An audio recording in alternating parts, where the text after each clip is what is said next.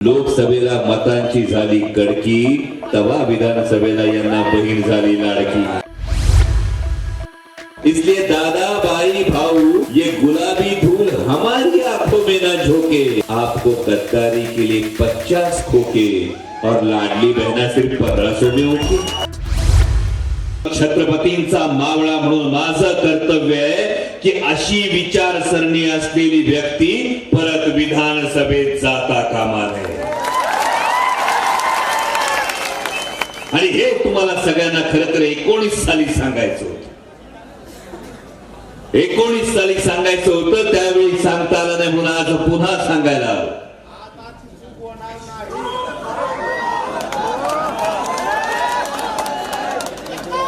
ही चूक करूच नका। आणि हे करायला लावणारे कोणते बोके, तेवढे फक्त लक्षात ठेवा। आणि जेव्हा ही गोष्ट होते तेव्हा खरोखर महाराष्ट्रातले 2 पक्ष फोडले। म्हणजे उद्या परवा बहुतेक अर्धे उपमुख्यमंत्री येणार असतील। कधी येणार आहेत समजलं? अर्धे उपमुख्यमंत्री येणार आहेत, पण त्यांनीच जाहीरपणे सांगितले 2 पक्ष फोडले। हिंदू हृदय सम्राट शिवसेना प्रमुख बाळासाहेब ठाकरेंनी निर्माण केलेली शिवसेना फोडली आणि आदरणीय शरदचंद्रजी पवार साहेबांनी निर्माण केलेला राष्ट्रवादी काँग्रेस पक्ष फोडला। आणि हे पक्ष फोडून हे केलं कशासाठी? आधी लोकांनी सांगितलं की विकासासाठी केलं, काहींनी सांगितलं हिंदुत्वासाठी केलं। आता भारतीय जनता पक्षवाल्यांची ही बदमाशी बघा, ही बदमाशी बघा। आधी सांगितलं विकासासाठी केलं, म्हणून सांगितलं आम्ही किती योजना आणल्या, हे करायला सुरुवात केली। आणि जेव्हा महायुतीचा कोणताही आमदार विकास निधी आणल्याचे आकडे सांगतो तेव्हा मागे बसलेला लगेच कार्यकर्ता कॅल्क्युलेटर काढतो। आता शिंदखेड्याचं माहित नाही 10, 15 का 20। त्यामुळे मागे बसलेला कार्यकर्ता लगेच कॅल्क्युलेटर काढतो किती टक्के। म्हणजे वर नेता सांगतो एवढे कोटी आणले, कार्यकर्ता म्हणतो म्हणजे यांनी किती टक्के आणले। ही परिस्थिती निर्माण झाल्यानंतर निवडणुकीच्या तोंडावर घाईघाईने यांनी योजनांची बरसात सुरू केली। आणि मग एका दिवशी 170, 175 GR निघायला सुरुवात झाली। आणि मग एवढं सगळं होऊन सुद्धा काही फरक पडना, म्हणून मग घाईघाईने एकाच योजनेवर याचा प्रचार सुरू झाला। आपल्याला सगळ्यांना माहितीये, माझ्या माता भगिनींना माहितीये, लोकसभेला मतांची झाली कडकी, तवा विधानसभेला यांना बहीण झाली लाडकी। पण त्या माझ्या माता भगिनी इतक्या हुशार आहेत का त्यांनाही माहितीये, चाय पर शुरू हुई सरकार, गाय पर आकर अटक गई। चाय पर शुरू हुई सरकार, गाय पर आकर अटक गई। बात तो हुई थी 15 लाख की, 1500 में कैसे सिमट गई? आठवतं ना 15 लाख? विसरू नका। काल भारतीय जनता पक्षाचा जो काही जाहीरनामा आला, काल परवा तो बाबा आला होता इकडं, दोंडाच्या मध्ये बाबा आला होता, त्यांनी जाहीरनामा प्रकाशित केलाय। याच माननीय केंद्रीय गृहमंत्र्यांनी 2014ला सांगितलं होतं 15 लाख अकाउंट मध्ये येणार। आणि त्याच माननीय गृहमंत्र्यांनी, केंद्रीय गृहमंत्री अमित भाई शहा यांनी निवडणुकीनंतर तुमच्या तोंडावर सांगितलं होतं, वो तो सिर्फ चुनावी जुमला था। माननीय अमित भाई शहांना कदाचित ठाऊक नसेल, महाराष्ट्रातल्या माणसाची मेमरी लई शार्प आहे। आणि त्यामुळे तुम्ही तेव्हा सांगितलं होतं वो चुनावी जुमला था, आता जेव्हा जाहीरनामा अमित भाई शहांनी सांगितला त्यानंतर लोकांनी ठरवलं ये तो चुनावी जुमला आहे। आणि त्यामुळे चाय पर शुरू हुई सरकार, गाय पर आकर अटक गई। बात तो हुई थी 15 लाख की, 1500 में कैसे सिमट गई। इसलिए दादा भाई भाऊ, इसलिए दादा भाई भाऊ ये गुलाबी धूल हमारी आंखों में ना झोंके, आपको गद्दारी के लिए 50 खोके और लाडली बहना सिर्फ 1500 में होती. गावाला गमतीचा भाग सोडून द्या, पण याच्या पलीकडे जाऊन कशासाठी हे सरकार तयार झालं होतं? 2 पक्ष फोडले, चिन्ह पळवली, नावं पळवली, सरकार स्थापन करण्यात आलं. पण हे सरकार स्थापन झाल्यानंतर नेमकं माझ्या महाराष्ट्रातल्या शेतकऱ्याच्या नशिबात काय आलं, माता भगिनीच्या नशिबात काय आलं, तरुणाच्या नशिबात काय आलं, हे पाहणं जास्त गरजेचं महत्वाचं आहे. माझ्या माता भगिनीच्या नशिबात काय आलं तर दर महिन्याला 1000 माता भगिनी बेपत्ता होत आहेत. एकीकडे लाडकी बहीण म्हणायचं, पण तीच बहीण सुरक्षित नाही. तिकडे बदलापुरात 3-3.5 वर्षाच्या चिमुरडीवर अत्याचार होतो. तिच्या आईला, गरोदर असलेल्या आईला केस दाखल करण्यासाठी 16 तास पोलीस स्टेशन मध्ये बसावं लागतं. माता बहिणींच्यावर होणाऱ्या अत्याचाराच्या संख्येत दिवसेंदिवस वाढ होत चालली आहे. जे गृहमंत्री येणार आहेत ना परवा शिंदखेड्यामध्ये, त्यांना आवर्जून सांगा, नाही महाराष्ट्राची, त्यांना आवर्जून सांगा की जर 240 दिवसांमध्ये 250 बलात्काराच्या घटना नागपूरमध्ये घडत असतील तर माझी माता भगिनी सुरक्षित कसे असेल? माझ्या तरुणाची परिस्थिती काय आहे? म्हणजे दिल्लीतून गोबू गोबू वाजलं का माना डोलवणाऱ्या नंदी बैलाचं सरकार म्हणजे भाजपचं सरकार, म्हणजे महायुतीचं सरकार आहे. म्हणजे या तरुणांच्या नशिबात असताना वेदांता फॉक्सकॉन असेल, बर्ग ड्रग पार्क असेल, टाटा एअरबस असेल, 5.5 लाख कोटीची गुंतवणूक गेली, 5 ते 6 लाख तरुणांच्या हातातला रोजगार गेला. माझ्या शेतकऱ्याची परिस्थिती काय आहे? कपाशीला भाव मिळायला लागला का भारतीय जनता पक्षवाले ऑस्ट्रेलियावरून कापूस आयात करतात.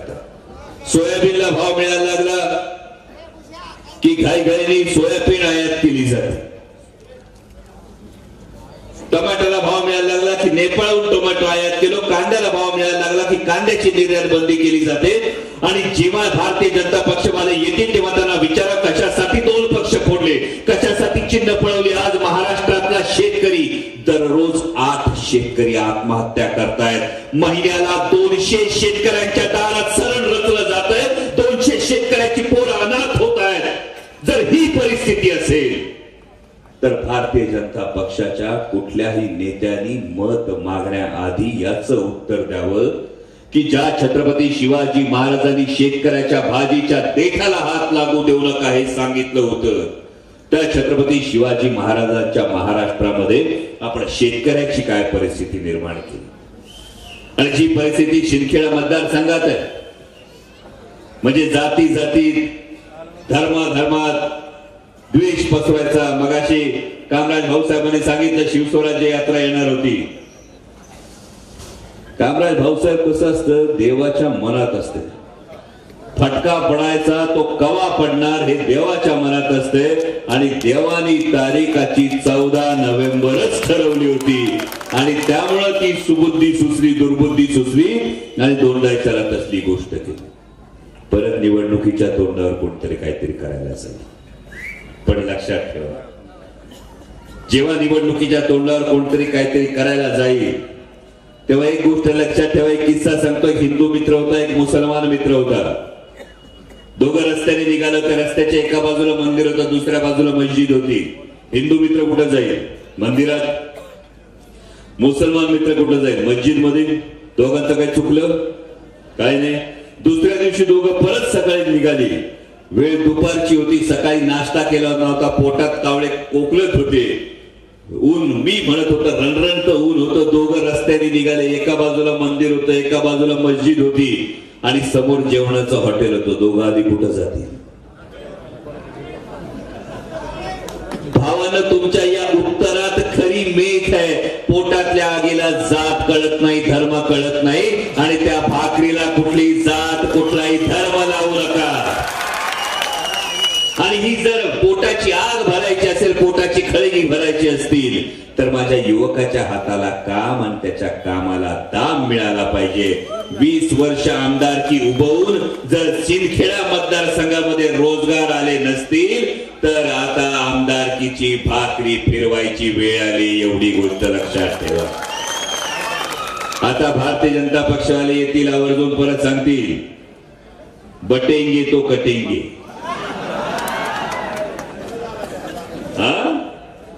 सांगतील ना? म्हणजे मी ज्ञानेश्वर आबा असतील, कामराज भाऊसाहेब असतील, तुमच्या सगळ्यांचं मनापासून अभिनंदन करेन. मानाचा मुजरा या लोकांना. मी माझ्यासाठी याच्या पलीकडे जाऊन ही सगळी मंडळी एक झाली की शिंदखेडा मतदारसंघाच्या व्यापक हितासाठी एक भूमिका घेतली पाहिजे. आणि म्हणून तुम्हाला प्रत्येकाला मानाचा मुजरा. आणि म्हणून जेव्हा शिवसेनेचे सगळे पदाधिकारी आहेत, कारण शिवसेना तर शिवसैनिकाची तर परिस्थिती अशी असते की शिवसैनिक उगाच सहसा पेटत नाही, आणि एकदा का पेटला तर कोणाच्या बापाच्या आणि तो दिसत नाही. कारण महाराष्ट्राची संस्कृती आहे, महाराष्ट्राची संस्कृती आहे की वार करायचा तर तो छातीवर करायचा असतो. पण जेव्हा भारतीय जनता पक्षानं हिंदू हृदय सम्राट शिवसेना प्रमुख बाळासाहेब ठाकरेंची शिवसेना फोडली, तेव्हा उद्धव साहेब ठाकरे हे रणांगणात नव्हते, ते हॉस्पिटलमध्ये ऍडमिट होते. मानेच्या खाली संवेदना नव्हत्या, आणि अशा वेळी पाठीत वार केला. आणि याचा सल प्रत्येक शिवसैनिकाच्या मनात आहे. आणि जेव्हा वार पाठीवर होतो ना, तेव्हा जखम काळजाला होते. आणि ही जखम देणारा भारतीय जनता पक्ष हे विसरू नका. आणि आता परत नवीन यंत्र घेऊन आले. विकासाच्या गप्पा मारून काही होईना. मग लाडकी बहीण आणण्याचा प्रयत्न केला तर तिघांची तोंड तीन दिशेला. मान्य म्हणजे एक फुल दोन हातचं सरकार आहे, तर मुख्यमंत्री म्हणतात माझी लाडकी बहीण, गुलाबी जॅकेटवाले म्हणतात वेगळंच. आणि ते परवा येणारे ते हाताची घडी घालून म्हटलं लाडका देवा भाऊ. कोणालाच कळलं नाही योजना कोणाची, भाऊ नेमका कंचा. आणि मग नवीन यंत्र निघालं. नवीन यांनी कल्पना काढली, बटेंगे तो कटेंगे. येऊन कोण सांगते? उत्तर प्रदेशचे माननीय मुख्यमंत्री. हा, त्यांना सांगा तुमचा निम्मा उत्तर प्रदेश पोट भरायला आमच्याकडे येतोय, आणि आम्हाला येऊन तुम्ही शिकवतोय महाराष्ट्राने कसं राहायचं. म्हणजे ज्या महाराष्ट्राची संस्कृती आहे, बचेंगे तो और भी लढेंगे, ही आमची संस्कृती आहे. त्या भारतीय जनता पक्षाच्या नेत्यांना सांगा की बटेंगे तो कटेंगे सारखं विषारी बीज तुमच्या गंगा यमुने काठच्या भुसभुशीत मातीत उगवत असेल. हा सह्याद्रीचा काळा पाषाण आहे, हा सह्याद्रीचा काळा पाषाण आहे. इथे छत्रपती शिवाजी महाराजांनी 18 पगड जातीच्या 16 लुतेदारांना 12 बलुतेदारांना एकत्र करून स्वराज्याचं तोरण बांधलं होतं. आणि म्हणून सांगतो मित्रांनो, ही निवडणूक हा महाराष्ट्र धर्म टिकवण्याची निवडणूक आहे. दिल्लीत बसलेले गुजरातचे नेते गिधाडासारखं बघतायत महाराष्ट्राकडे. इथे येणारे जे कोणी भारतीय जनता पक्षाचे नेते येतील ना, सगळ्या कळसूत्री बावल्या आहेत. दिल्लीतल्या त्यांच्या नेत्यांनी गुबो गुबो वाजलं की यांना उठावं लागतंय, यांना बसावं लागतंय. खरं आहे का खोट आहे? आणि मग दिल्लीतले नेते महाराष्ट्राकडे गिधाडासारखं बघतायत की महाराष्ट्र 50 खोक्यात विकला जातो का, महाराष्ट्र ईडी सीबीआय इन्कम टॅक्सच्या दबावानं गुडघ्यावर बसतो का. आणि हीच परिस्थिती झाली होती. या सगळ्यांनी महाराष्ट्राला झुकवण्याचा जो प्रयत्न केला, त्या महाराष्ट्राला आता दाखवून द्यायची वेळ आली आहे. देशाचं लक्ष लागलंय महाराष्ट्राच्या निवडणुकीकडे, आणि आपल्याला दाखवून द्यायचंय महाराष्ट्र हा झुकत नाही, महाराष्ट्र हा विकला जात नाही, महाराष्ट्र हा स्वाभिमानानं लढतो आणि लढून जिंकून दाखवतो. आणि त्यासाठीच तुम्हाला कळकळीची विनंती, ही निवडणूक ती आहे. शिंदखेडा मतदारसंघाचे तुमचे जे काही प्रश्न असतील, म्हणजे या माणसाला तुम्हाला जो उमेदवार दिलाय संदीप दादांच्या रूपानं, फार बारकाईने सांगतो, पवार साहेबांच्या काळजातला माणूस पवार साहेबांनी तुम्हाला उमेदवार म्हणून दिलाय. आणि त्यामुळे शिंदखेडा मतदारसंघाकडे स्वतः आदरणीय शरदचंद्रजी पवार साहेबांचं लक्ष असणार आहे. त्यामुळे लक्षात ठेवा, लक्षात ठेवा, 20 तारखेला मतदानाला जेव्हा बाहेर पडाल तेव्हा आपला बाप आठवा. तो बाप आठवा ज्या बापानं डोक्यावर सावलीसाठी छप्पर तयार केलेलं असतं. तो बाप आठवा ज्यांना आधारासाठी भिंती उभ्या केल्या असतात. तो बाप आठवा ज्यांना हाडाची काढं केलेली असतात. तो बाप आठवा ज्याने रक्ताचं पाणी केलेलं असतं. तो बाप आठवा ज्याने पोराला सुखाची सावली मिळावी म्हणून शर्टाखाली भोकं पडलेलं बनियान घातलेलं असतं, पण पोराला सुखाची सावली देण्याचा प्रयत्न करत असतो आणि तोच बाप आयुष्याच्या संध्याकाळी अंगणात जेव्हा बसलेला असतो तेव्हा मागून अख्खच्या अख्खं घर काढून दिलं जातं. जर बाप आयुष्याच्या संध्याकाळी अंगणात बसला असेल अख्खच्या अख्खं घर काढून नेलं तर बापाला काय वाटत? सगळी मेहनत सगळी स्वप्न सगळा इतिहास एका क्षणात पुसला जात असेल तर बापाला काय वाटेल? हेच वाटलं होतं 2 जुलै 2023 ला जेव्हा या भारतीय जनता पक्षवाल्यांनी आदरणीय पवार साहेबांकडून त्यांचा पक्ष त्यांचं चिन्ह त्यांचे नेते सगळं काढून घेतलं होतं. आणि म्हणूनच सांगतो भावांनो, ही लढाई आपल्या त्या बापाची आहे. आयुष्याच्या संध्याकाळी बापाला हाताळा बघायचं नसतं, बापाला आपल्याला जिंकवायचंय आणि त्यासाठी तुतारी वाजवणाऱ्या माणसाला विजयी करायचंय. तुतारी वाजवणाऱ्या माणसाला मत म्हणजे आदरणीय शरदचंद्रजी पवार साहेबांना मत.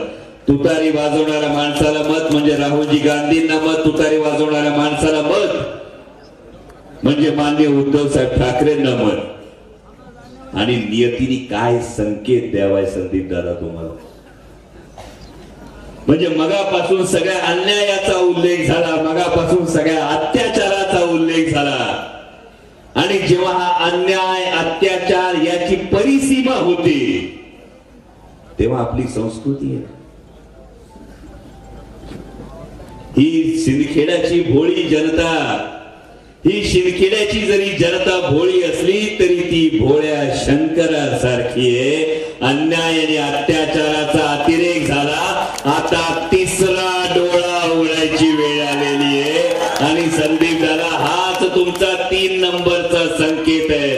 त्यामुळे एवढीच तुम्हाला कळकळीची विनंती आहे की 20 तारखेला ईव्हीएम वरून 3रा नंबर तुतारी वाजवणारा माणूस, तुतारी अशी वाजली पाहिजे की शिंदखेड्यातल्या दहशतीच्या कमळाची पाकळीन